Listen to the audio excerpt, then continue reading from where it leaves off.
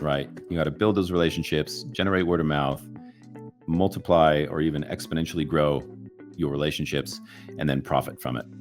So how do you build the flywheel? I think it's really important to study your market, right? So as I mentioned before, it took us a little while at Think Tilt, but we got to know who our lead domino was. So we studied the market and we narrowed the focus. We got really crystal clear on really who could help us, right? How can we help them, but who's going to help us? Who's going to be that lead domino for us? And we put a lot of that. We are like diehard Atlassian customers here. So everything goes into Confluence for us, documented on Confluence pages, shared around the team, debated by the team, but it all just gets recorded in one place so that everyone can continue to see that. And if I were to suggest a place to start is go look in your email inbox, right? So if you're already engaging with people, sometimes, and this has actually worked for me before, if you're getting cold emails from people, it's actually fair game to go back to them and pitch to them too.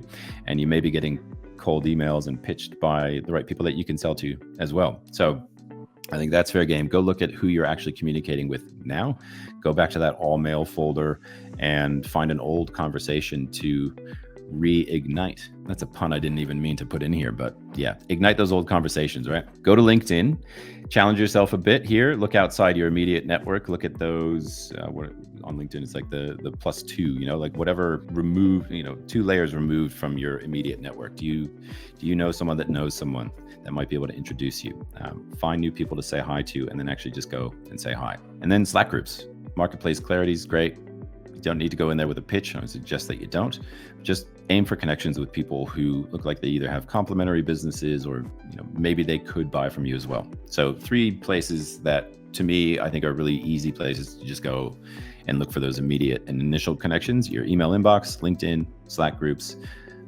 If you're anything like me too, my Slack has more quote unquote communities than I care to admit, none of which I engage with as much as I should. But there are people in there that could probably become customers.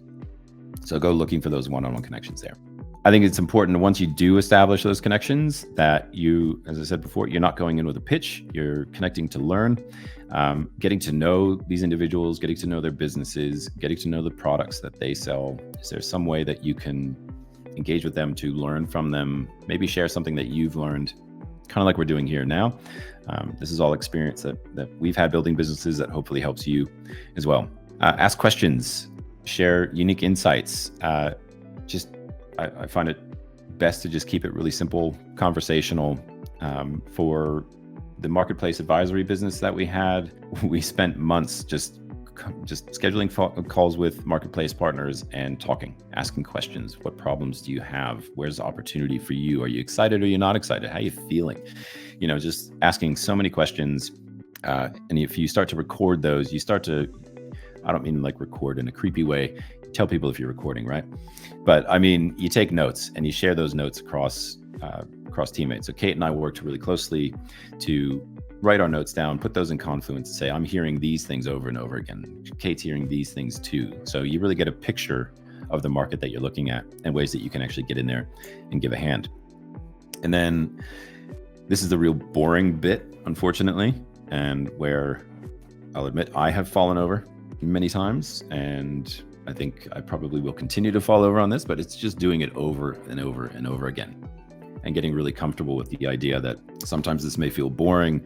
Sometimes it may feel like you just don't have the energy for it. Put time on your calendar and just spend time doing it.